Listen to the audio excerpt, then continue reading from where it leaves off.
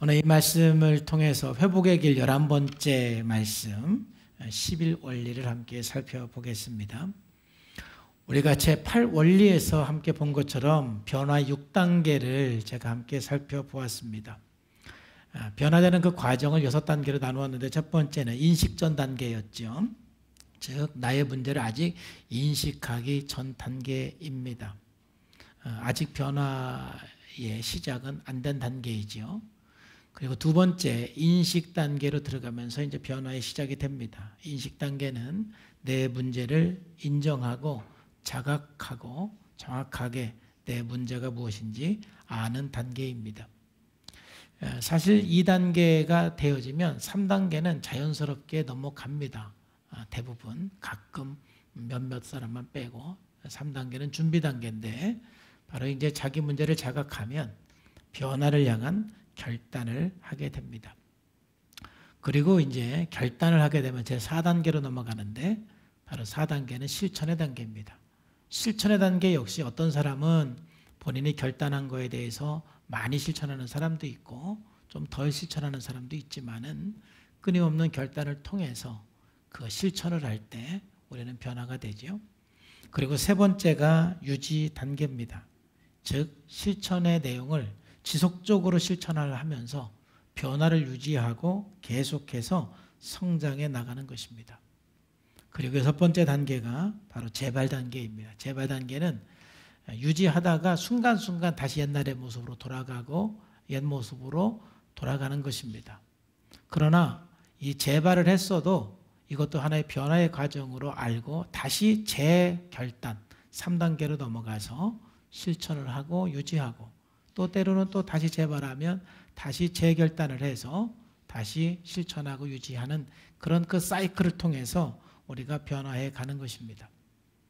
저는 이 6단계 중에서 우리들에게 가장 힘든 단계가 유지 단계라고 생각을 합니다. 뭐든지 이 변화를 지속적으로 유지하는 것, 우리가 뭔가 지속적으로 실천하는 것이 가장 어렵습니다. 저는 이제는 그 헬스클럽을 절대로 1년을 끊지 않습니다. 한번 1년 끊었다가 몇 개월 안 가고 멈추고. 그래서 이제 그 다음에는 제가 6개월을 끊었는데 이제는 제가 6개월도 안 끊습니다. 6개월을 유지한다는 거 이게 보통 문제가 아닙니다.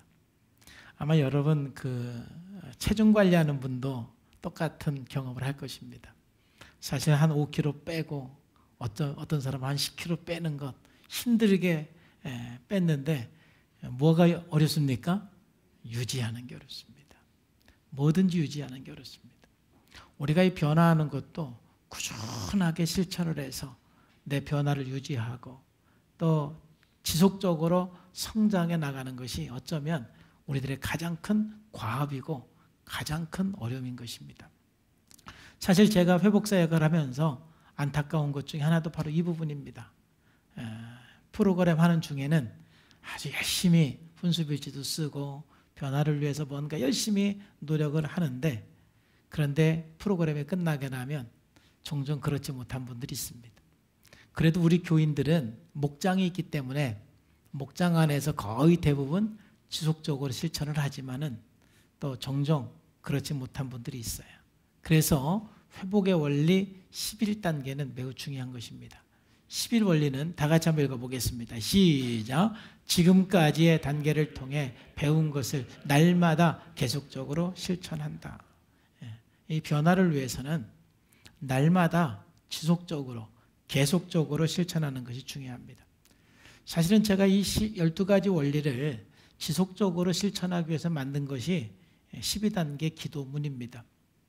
제가 12단계를 처음 접했을 때는 관계회복 모델 12단계였습니다. 이 관계회복 모델의 12단계는 1, 2, 3, 11단계를 실천함으로써 하나님과의 관계를 회복하는 것입니다. 그리고 4, 5, 6, 7, 10단계를 실천함으로써 자신과의 관계를 회복하는 것이고 8, 9, 12단계를 실천함으로 이웃과의 관계를 회복하는 거예요. 그래서 제가 이제 이걸 가지고 제 삶에 적용을 하면서 느낀 것은 뭐냐면은 하나님과 관계의 회복에 집중을 하다 보면은 나머지 두 가지 회복에는 제가 좀 소홀히 하는 것을 봅니다. 또 나 자신과의 관계 회복을 위해서 4, 5, 6, 7, 10단계를 집중적으로 실천하다 보면은 나머지 하나님과의 관계와 이웃과의 관계 실천에는 아무래도 소홀하게 되는 것을, 이건 제 개인적인 경험이었습니다. 그런데 제가 이 12가지를 실천을 하고자 하면서 하나하나가 너무너무 중요한데 이것을 항상 좀 생각하고 실천했으면 좋겠다, 이런 마음에서 기도하다 보니까 사실 12단계 기도문이 나왔고, 그러면서 제가 또 그때 박사과정 공부 중에 있었기 때문에 자연스럽게 관계 모델 12단계에서 하나님 형상 회복 모델 12단계가 탄생하게 되었습니다.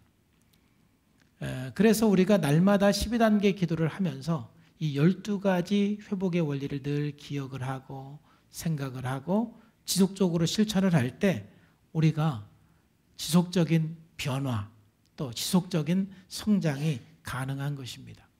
성산의 모든 성도님들 늘 12단계 기도를 하면서 12가지를 날마다 실천하는 삶이 되기를 주님의 이름으로 축복합니다. 11원리에서 우리가 함께 나누는 것은 첫 번째, 그래서 지속적으로 실천하자 이것입니다.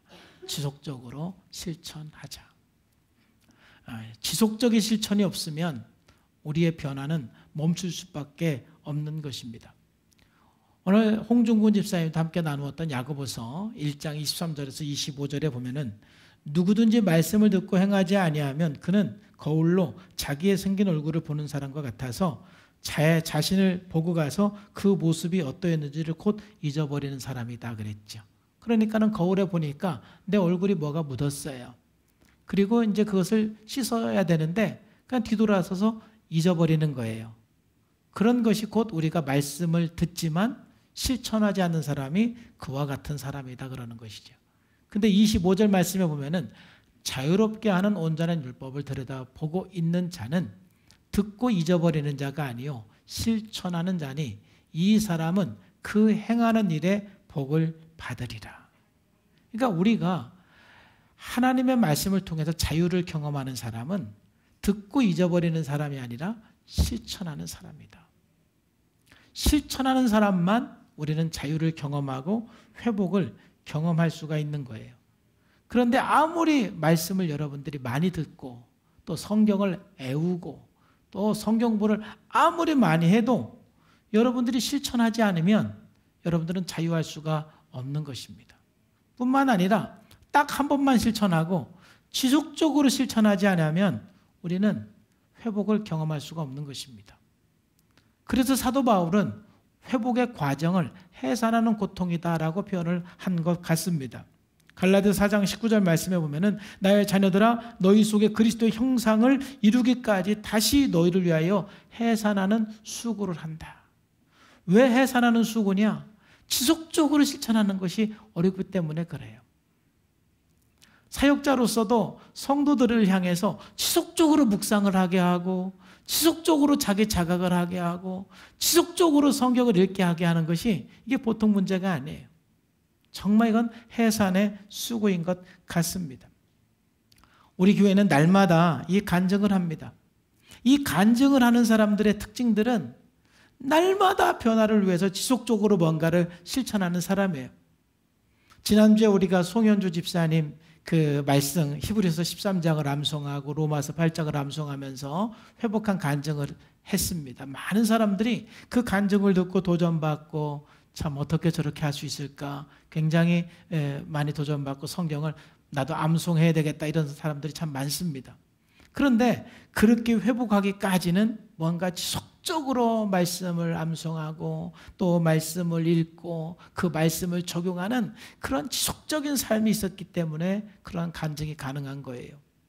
또 오늘 홍중근 목사님도 3주 동안의 집회로 끝난 것이 아니라 그 집회 끝나고 나서 정말 내가 자유해야 되겠다 이 결단을 하고 다시 한번 또 처음부터 끝까지 그 말씀을 매일 또 듣고 또 한 번 듣고 나서 한 번 더 들어야 되겠다 하고 또 한 번 듣고 그리고 또 들어야 되겠다 계속해서 반복해서 들으면서 실천을 하니까 본인도 이제는 자기 육신의 문제 때문에 낙심하거나 또는 부정적인 생각을 하거나 마귀에게 속지 않고 항상 자유하다라는 거예요.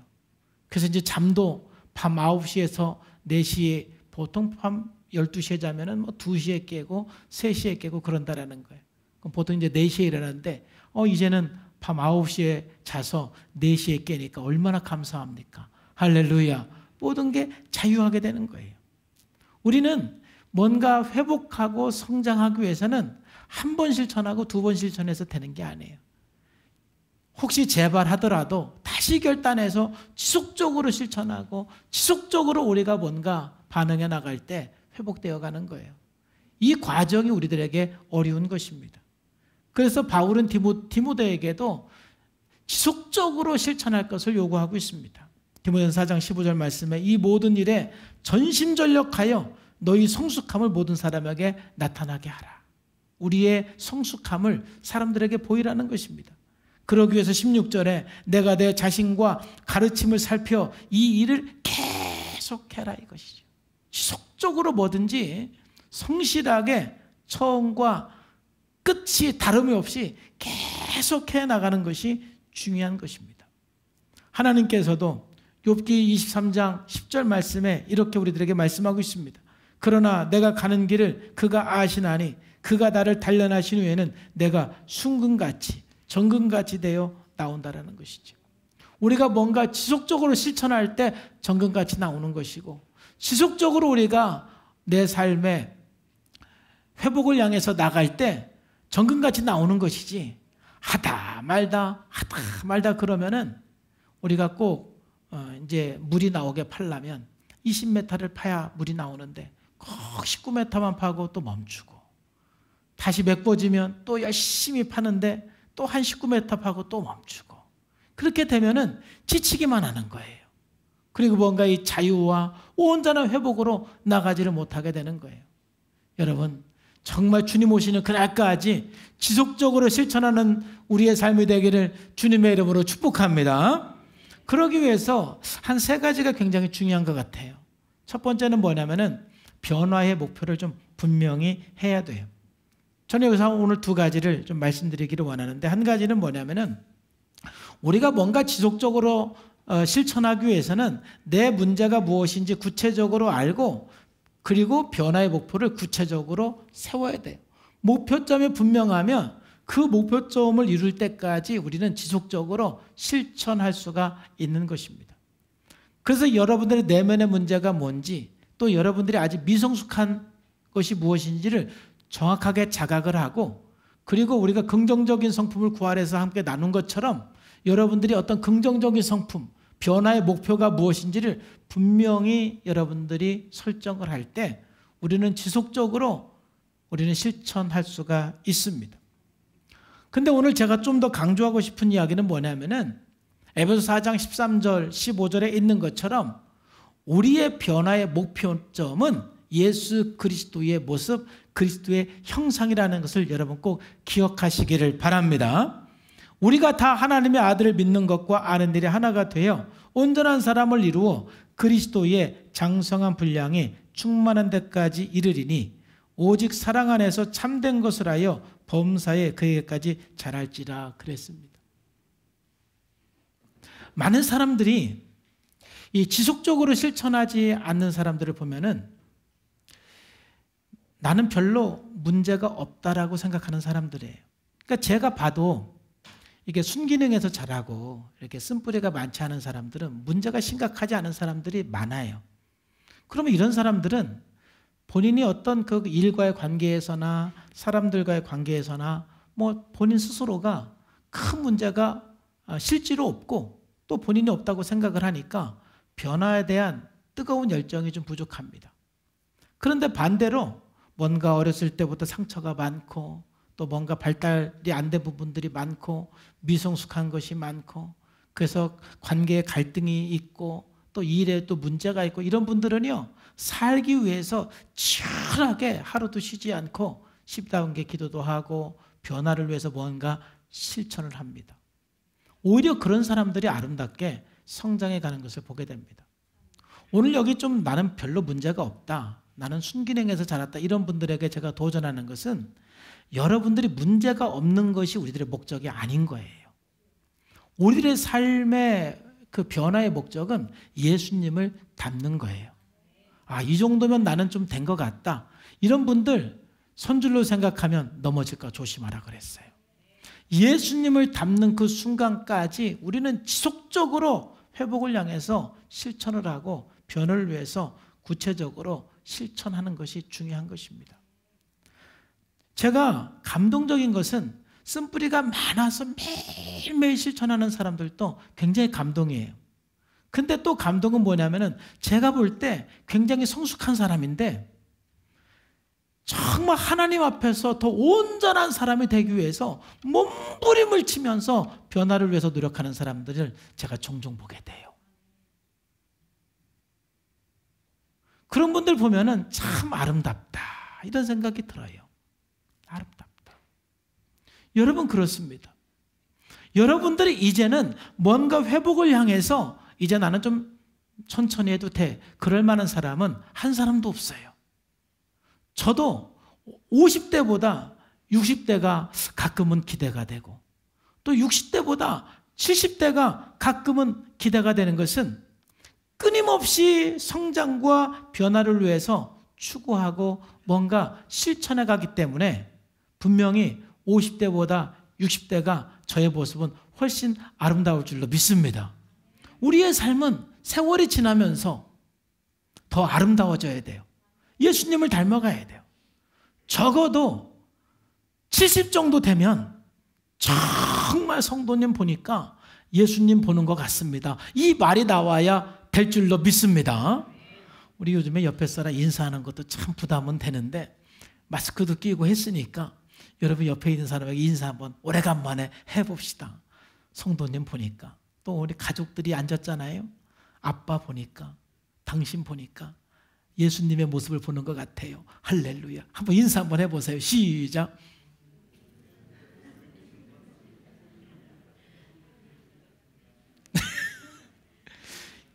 이러한 말을 했을 때 별로 부담 없기를 주의 이름으로 축복합니다. 이 말을 하는데 왠지 좀 너무 마음이 찔리고, 그런 분들 끊임없이 우리가 이 변화를 위해서 지속적으로 그래서 실천하는 것이 굉장히 중요해요. 지난주에 우리 이성진 집사님 가정할 때 저는 아직 공사 중입니다, 이게 굉장히 좋은 말이에요. 우리는 아직 공사 중이어서 아직은 예수님의 온전한 모습까지 가지는 않았지만은, 그러나 내가 앞으로 10년 후에 20년 후에 세월이 흐르면 흐를수록 점점 예수님을 닮아가는 삶을 향해서 가야 정상입니다. 그러기 위해서 우리는 뭐예요? 지속적으로 실천하셔야 돼요. 분명한 목표를 향해서, 표대를 향해서, 예수님을 향해서 우리는 하루도 쉬지 않고 지속적으로 실천을 해야 돼요.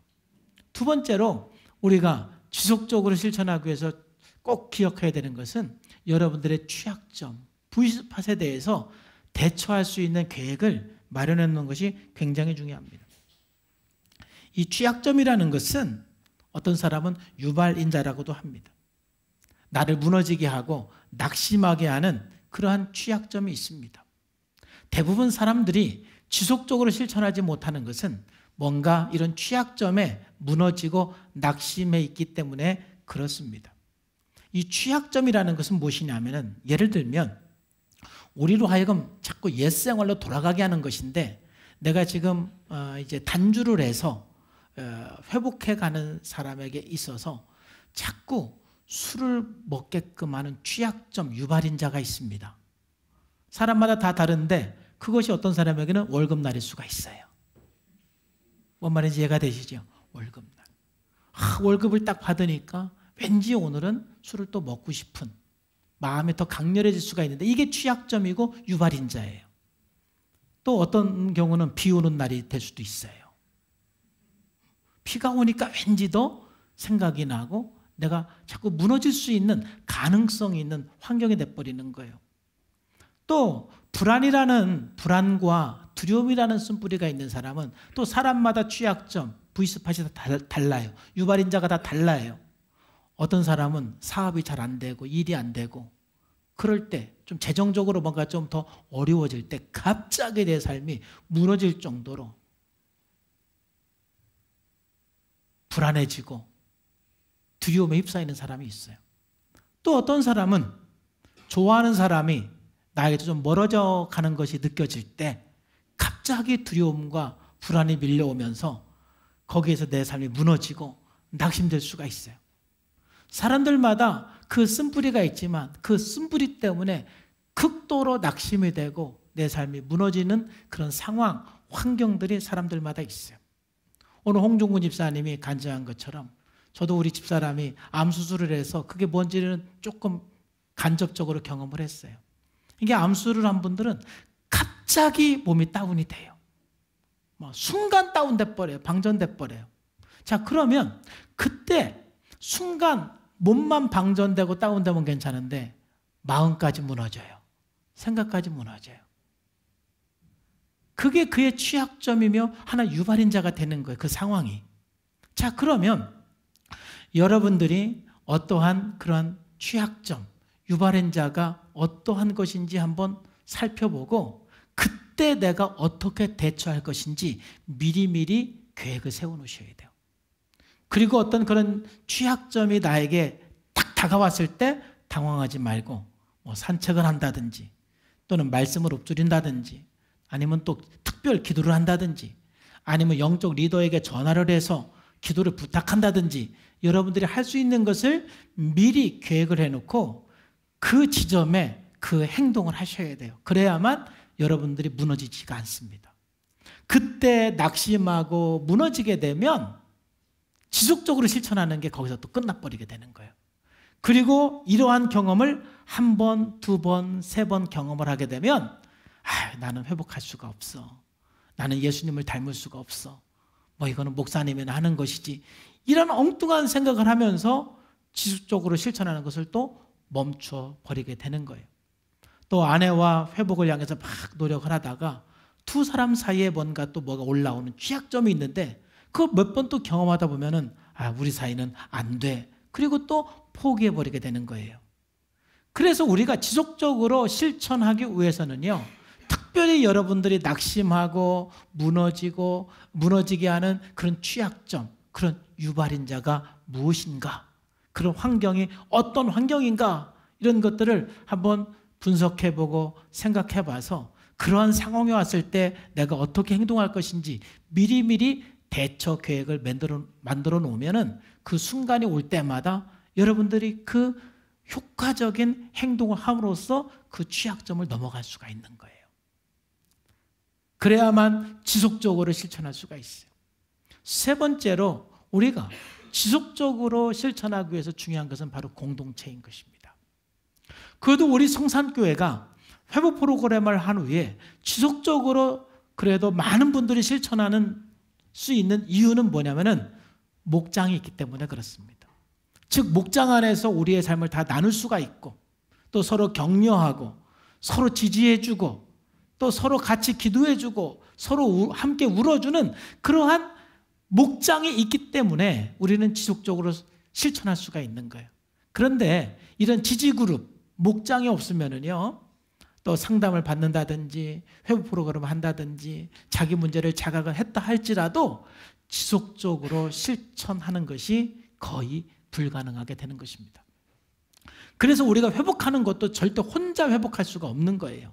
에베소서 4장 16절에 있는 것처럼 그에게서 온몸이 각 마디를 통하여 도움을 받음으로 연결되고 결합되어 각 지체의 분량대로 역사하여 그 몸을 자라게 하며 사랑 안에서 스스로 세운다 그랬어요. 우리가 성장하는 것은 서로 공동체 안에서 성장하는 것이지 혼자 성장할 수가 없습니다. 그 이유는 무엇이냐면은 공동체 안에 있을 때 뭔가 우리가 지속적으로 할 수가 있는 것입니다.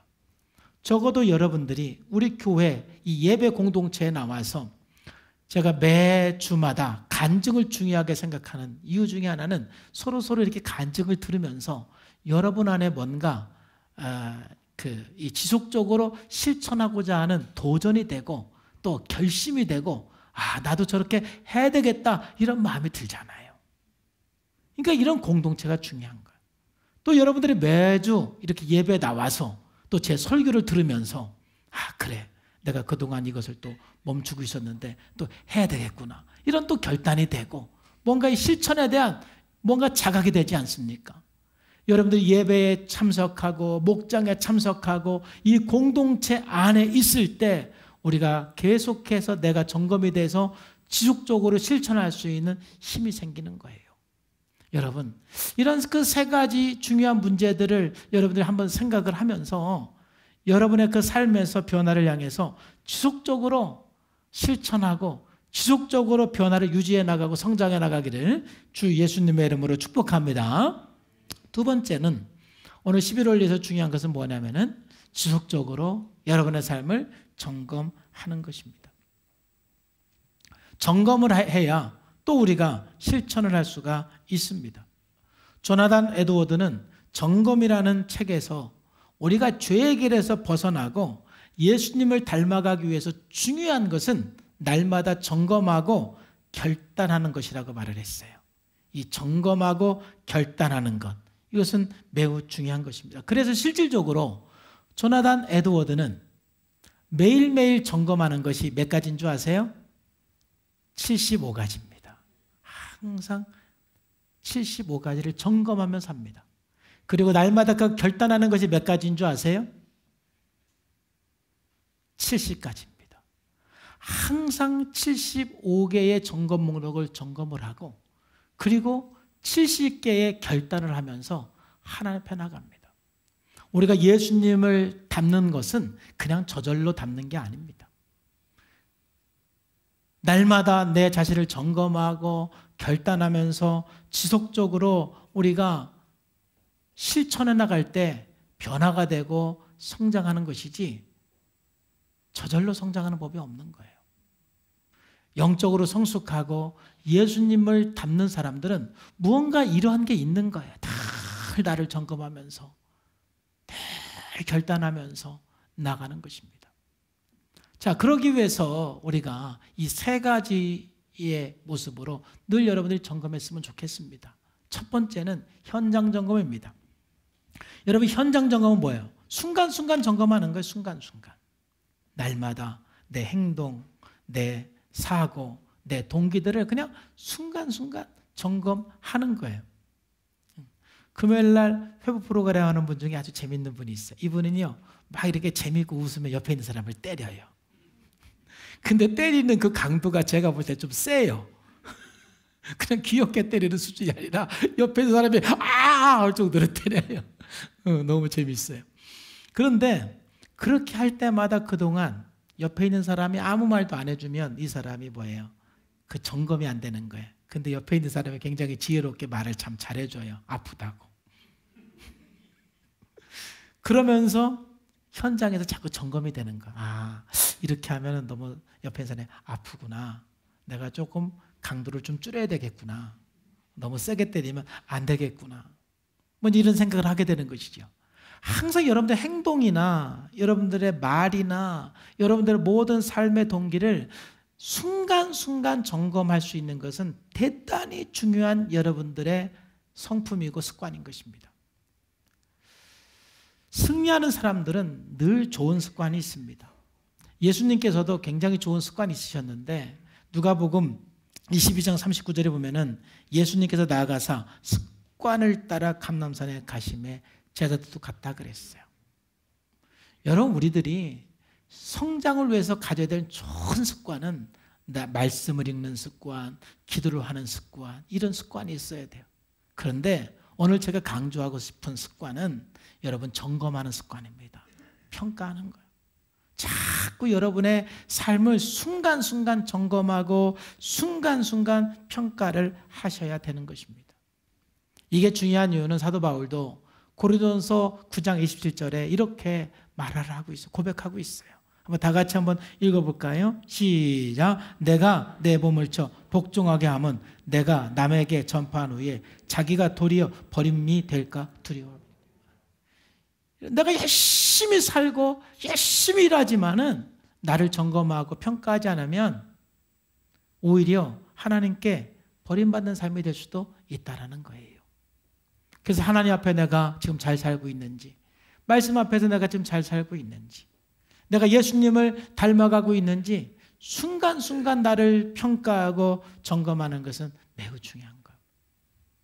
자, 두 번째, 여러분들 일일 점검. 일일 점검은 뭡니까? 하루에 한 번 정도는 꼭 자기를 평가하고 점검을 하라는 것이죠. 여러분들이 일일 점검이 어려우면 제가 최소한 여러분 꼭 일주 점검이라도 꼭 하시기를 주님의 이름으로 축복합니다. 자기 평가, 자기 점검이 없으면 절대 지속적인 성장이 있을 수가 없어요. 하루를 마무리하고 나서 하루를 한번 점검해 보는 거예요. 오늘 내가 어떻게 살았는지, 관계는 어땠는지, 쓴뿌리 반응이 어떻게 나에게 영향을 주었는지, 또 긍정적인 성품은 내가 어떻게 긍정적인 성품을 발휘해서 살았는지 여러분들이 계속 그 점검을 하는 거예요. 점검을 하면서 내가 이 부분은 잘 살았다. 이 부분은 내가 조금 쓴뿌리로 반응했다. 여러분들이 평가가 되는 것이지요. 제가 사실 이 12단계 설교를 주일 오전에 이렇게 설교하게 된 그 이유 중에 하나는 여러 가지 이유가 있는데 그 중에 하나는 뭐냐면은 많은 분들이 목사님 훈수필지 쓰는 게 어려워요. 이런 말들을 너무 많이 하는 거예요. 여러분 훈수필지 쓰는 게 왜 어렵느냐 하면은 물론 글을 쓰는 그 자체가 어려워서 어려울 수도 있어요. 근데 거의 이 어려운 이유는 뭐냐면은 자기 점검을 안 해서 그래요. 자기 점검을 하면 점검한 내용을 쓰면 되는 게 점검한 내용을 쓰면 훈수필지가 되는 거예요.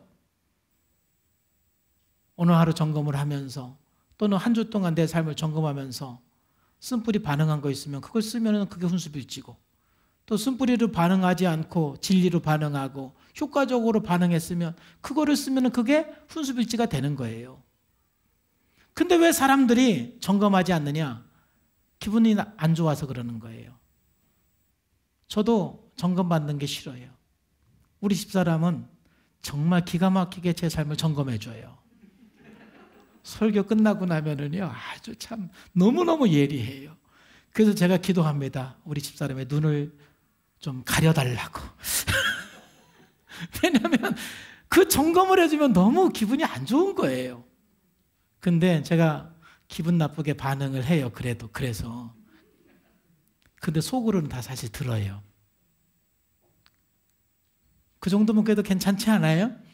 속으로는 우리 집사람은 제가 안 듣는 것 같아서 좀 짜증이 날 수 있지만 속으로는 제가 다 들어요. 그리고 제가 생각을 하고 그래 이걸 내가 바꿔야지. 그만큼 다른 사람에게 내가 평가를 받고 점검을 받는다든지 또 내가 내 자신을 평가하고 점검하는 것은 스트레스예요. 그러다 보니까 자꾸 점검을 안 해요. 자신이 없으니까. 그러다 보니까 지속적인 성장과 회복이 안 되는 거예요. 실천이 안 되는 거예요. 여러분 괴로우시더라도 매일 한 번씩 여러분 점검하시기를 주님의 이름으로 축복합니다. 평가하세요. 정말 매일 한 번이 안 되면 일주일에 한 번이라도 꼭 평가하세요. 아까 디모데서 4장에서 본 것처럼 사도 바울이 뭐라고 말했어요? 이 모든 일을 전심으로 전력하여 너희 성숙함을 모든 사람에게 나타나라 그랬잖아요. 그러면서 16절에 내가 내 자신과 가르침을 뭐해? 살펴. 살피는 게 점검하는 거잖아요. 살펴야 돼. 항상 내 삶을 살피고 내 행동을 살피고 적어도 하루에 한 번 정도는 이런 시간이 우리들에게 필요한 거예요. 좀 진지할 필요가 있어요. 또 요한계시록 2장 4절에서 5절에 보면은 그러나 너를 책망할 것이 있나니 너의 처음 사랑을 버렸어. 어떻게 하라고 합니까? 그러므로 어디서 떨어진 것을 뭐하고? 이게 점검하는 거예요.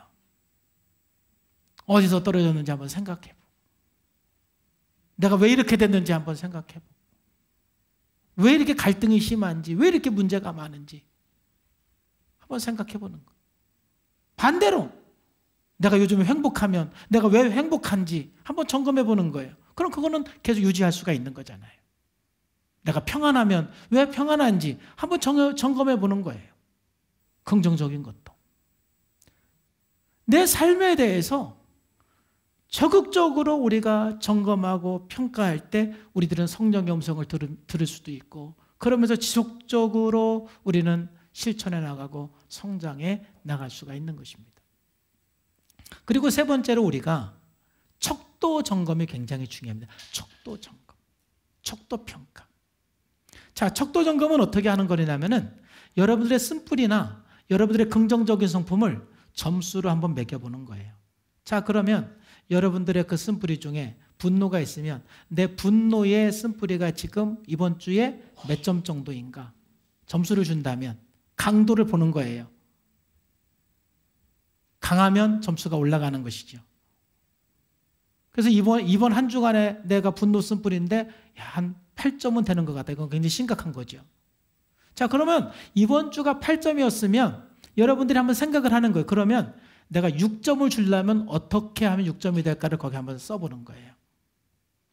내가 분노의 점수가 4점이 되려면 내가 어떤 상황에서 어느 정도 화를 내면 내가 4점을 줄 수 있는가? 여러분들이 미리 한번 점수에 따라서 여러분들의 분노, 행동을 한번 써보는 거예요. 이번 주를 기준으로 해서. 그렇죠? 또 반대로 여러분들의 긍정적인 성품에 대해서도 한번 점수를 가지고 한번 점검을 하시는 거예요. 만약 여러분들이 이 긍정적인 성품에서 내가 온유한 성품을 내가 갖는 게 목표다.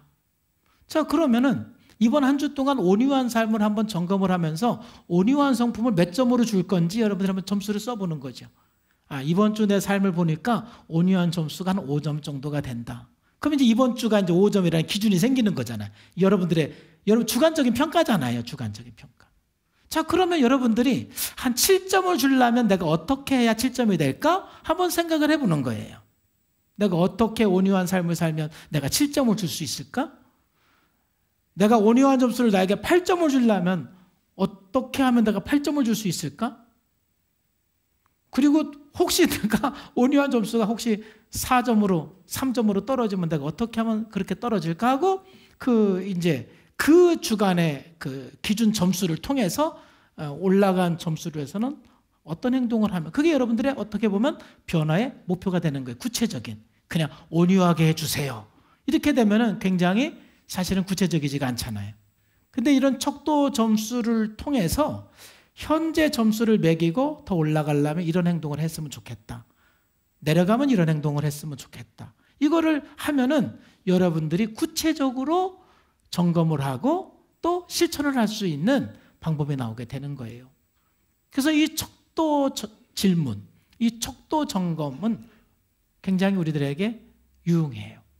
그리고 오늘 하루 내가 이 쓴뿌리를 낮추기 위해서, 점수를 낮추기 위해서, 또는 긍정적인 성품의 점수를 높이기 위해서 내가 구체적으로 어떻게 할 수 있을까? 이런 것들을 생각을 하면서 여러분들의 삶을 점검을 하고 그리고 우리가 지속적으로 실천할 수가 있는 것입니다. 마지막으로 오늘 제가 아까 소개해드렸던 조나단 에드워드의 책을 통해서 여러분들과 함께 나누고 마치겠습니다. 이 점검이라는 책인데 이 책을 여러분들이 얇은 책이에요. 한번 사서 읽을 수 있는 분들은 한번 쭉 읽어보면 굉장히 도움이 돼요. 이 책 내용에 보면 조나단이 어떤 내용으로 점검을 했는지 75가지가 나옵니다. 그리고 어떤 내용을 결단했는지 70가지 결단 내용이 나옵니다. 이런 책을 통해서 여러분들도 한번 점검의 목록을 작성할 수가 있는 거예요. 구체적으로. 그리고 또 이러한 책을 통해서 조나단 에드워드 정말 훌륭한 분이잖아요. 이러한 분의 결단을 통해서 나도 구체적으로 여러분들의 결단 목록을 작성할 수도 있는 거예요. 우리가 점검의 영역과 목록을 구체적으로 작성을 하면은 또 여러분의 삶에 굉장히 도움이 됩니다. 그러면 조나단 에드워드의 75가지를 오늘 얘기를 하면 너무 길어질 것 같고 이 책에서 좀 이렇게 그 목록별로 몇 가지, 이분이 한 4가지로 분류해서 점검을 했어요. 그 4가지를 우리가 한번 살펴보겠습니다. 첫 번째는 이분이 점검한 건 뭐냐면은 주일과 교회를 내가 거룩하게 지키고 있는가, 이걸 점검을 했어요. 이 점검 목록에는 크게 2가지 가지가 있습니다. 첫 번째는 내가 주의를 철저하게 지키고 있는가. 그래서 점검 목록 첫째, 주일의 시작부터 끝까지 온전히 지켰나. 이걸 점검하는 거예요. 이게 점검이에요. 여기. 그래서 이분은 어떻게 점검했냐면 내가 토요일부터 주일 저녁까지를 내가 어떻게 지냈는가를 점검하는 거예요. 사실 토요일 저녁부터 내가 이제 주일을 준비하잖아요. 근데 주일을 잘 지키기 위해서 토요일부터 주일 저녁까지 내가 어떤 삶을 살았는가 점검하면서 주일 예배에 방해된 행동들은 뭐가 있는가 점검하는 거예요. 두 번째, 거룩한 언행을 했는가. 특히 항상 거룩한 언행인데 특별히 이 주일날 거룩한 언행을 했는가. 그리고 경건하게 시간을 활용을 했는가. 이 구체적인 목록은 75가지에 나와요. 하면서 점검을 했어요.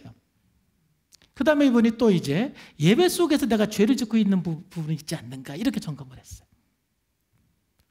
이 점검은 뭐냐면 거룩한 의식에 내가 소홀히 하지 않는가. 우리가 지금은 성찬식을 못하지만 매주 첫 주에 성찬식을 할 때 내가 정말 진정으로 참여를 했는가, 소홀한 마음으로 참여를 했는가 점검하는 거예요. 또 하나님을 찬양하는 일에 소홀을 했는가, 예배할 때 찬양 시간에 내가 찬양 안 하고 있었나, 딴짓했는가, 이런 걸 점검하는 거예요. 또 공동체 활동 잘못을 소홀히 여기는 것은 없었나. 그러니까 목장 모임에서 내가 격려하고 또 위로하고 서로 권면하고 이런 부분에 내가 또 소홀히 하고 또 책임을 다하지 않은 부분은 혹시 있지 않는가. 또 환경의 핑계로 예배 시간을 소홀히 하지 않았는가. 또 예배에 집중하기를 소홀히 하지 않았는가. 정말 내가 예배에 집중했나, 아니면 예배에 딴 생각을 하고 뭐 졸고 그러진 않았는가 하면서 정말 내가 그 예배 속에서 혹시 죄를 짓지는 않았는가, 이걸 점검을 했어요. 그 다음에 이분이 두 번째로 점검한 것은 뭐냐면은 은밀한 죄를 내가 짓고 있지는 않는가, 이걸 점검했어요. 이 목록도 굉장히 많아요. 근데 이제 여기서 크게 두 가지는 뭐냐면 내가 성경을 읽는 의무를 소홀히 하지 않았는가, 이걸 점검을 했어요. 또 하나는, 이거는 제가 약간 내용을 바꿨는데 이분은 그 쓴뿌리로 내가 반응하며 사는 것은 없었는가, 이걸 점검하는 거죠. 내가 죄를 짓고 사는 영역은 어떤 부분이 있는가를 점검한 거예요. 그리고 크게 세 번째 점검한 것은 뭐냐면은 이웃을 섬기고 사랑했는가, 이걸 점검했어요. 이웃을 섬기고 사랑했는가. 여기에는 크게 네 가지 목록으로 점검을 했어요. 네 가지 목록으로. 첫 번째는 이웃에 대한 감정을 점검을 했죠. 이웃에 대한 감정. 성미가 급하고 화를 누리지는 못했나. 또 이웃을 미워하고 있지는 않은가. 또 시기심을 품고 있지는 않은가, 이걸 점검했고, 또 이웃에 대한 행동을 점검했어요. 누군가를 속이거나 해롭게 하는 행동은 없었는가. 이웃에게 저지른 잘못에 보상하지 않은 행동은 없었는가, 이걸 점검했어요. 세 번째는 이웃에게 선을 베풀어 의무를 지켰는지를 점검했어요. 가난한 이웃을 돕고 있는가, 죄의 길로 행하는 이웃을 바로 잡아 주었는가, 이걸 점검했어요. 그 네 번째는 이웃과 거룩하게 교제할 의무를 지켰는지 점검했어요. 부도덕하고 비양심적인 사람들과 어울리고 있는가, 대화 중에 악한 말을 하는 습관은 있지 않는가, 친구의 악한 말을 너그럽게 받아주고 있지는 않은가, 오직 진실말을 말하고 있는가, 이걸 늘 점검했어요. 마지막으로 이분이 점검한 것은 뭐냐면은 가족을 아끼고 사랑하는가, 이걸 점검했어요. 가족을 아끼고 사랑하는가. 크게 한 세 가지인데, 첫째는 남편으로서 역할은 잘하고 있는가, 또 아내로서 역할은 잘하고 있는가, 또 부모의 역할은 잘하고 있는가, 자녀 역할은 잘하고 있는가. 이 책에 보면은 75가지 이 부분에 대해서 좀 더 구체적으로 목록을 만들어서 그걸 점검을 했어요. 이 위대한 영성가가 되기까지는 철저한 자기 점검, 그리고 철저한 자기 결단이 있었다라는 거예요. 어찌 보면은 정말 공부를 잘하는 사람들은 자기가 공부를 어떻게 하는지 점검을 잘하는 사람일 수 있어요. 자기를 점검하지 않으면요 결코 발전할 수가 없어요. 회복할 수가 없어요. 혹시 이게 스트레스가 된다 할지라도 정직하게 여러분의 삶을 점검을 함으로써 우리는 구체적으로 날마다 지속적으로 변화를 향해서 실천할 수가 있는 것입니다. 사랑하는 성도 여러분, 혹시 여러분들이 뭔가 실천하는 것을 멈춘 것이 있지는 않습니까? 묵상과 기도의 삶이 멈춰 있는 분은 없습니까? 또는 여러분의 삶의 변화를 위해서 뭔가 작업을 하고 훈습을 하던 것이 지금 뭔가 낙심을 해서 멈춰 있는 분은 없습니까? 다시 한번 여러분의 삶을 점검을 하면서 날마다 12단계 기도를 하고 그리고 구체적으로 점검을 하면서 여러분들이 하나씩 하나씩 실천해 나가면서 예수님을 닮는 그 순간까지 쉬지 않고 실천해 나가시기를 주님의 이름으로 축복합니다. 기도하겠습니다. 하나님 아버지 감사합니다. 오늘 회복의 11번째 원리, 지속적으로 점검하고 지속적으로 실천하는 것의 중요성에 대해서 우리가 함께 살펴보았습니다. 하나님, 우리의 연약함 때문에 때로는 넘어지고 쓰러져서 우리가 실천하지 못하는 경우가 있습니다. 또 때로는 내 삶의 문제가 무엇인지 점검하지 않고 자각하지 않기 때문에 실천하지 못하기도 합니다. 하나님, 우리가 늘 정직하게 내 자신을 점검하고 평가함으로 예수님을 닮는 그 순간까지 지속적으로 실천해 나가는 삶이 되게 하여 주옵소서. 예수님의 이름으로 감사하며 기도하옵나이다.